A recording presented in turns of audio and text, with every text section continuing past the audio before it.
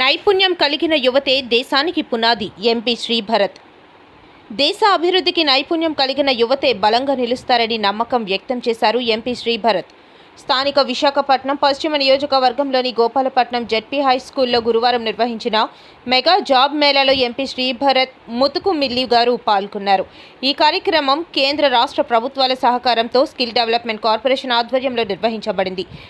IT, pharma, manufacturing, services రంగాలకు చెందిన సుమారు 55 ప్రముఖ కంపెనీలు ఈ జాబ్ మేళాలో పాల్గొనగా యువత భారీ సంఖ్యలో హాజరై విశేష స్పందననిచ్చారు.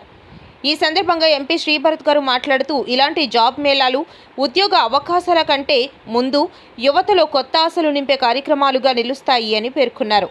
ఈ కార్యక్రమంలో ఎమ్మెల్యే మరియు విప్ గణబాబు, ఎమ్మెల్సీ మరియు whip Vepada Chiranjeevirao, APCOS GFL chairman Gandi Babji, జిల్లా కలెక్టర్ హరేంద్ర ప్రసాద్ పాల్గొన్నారు.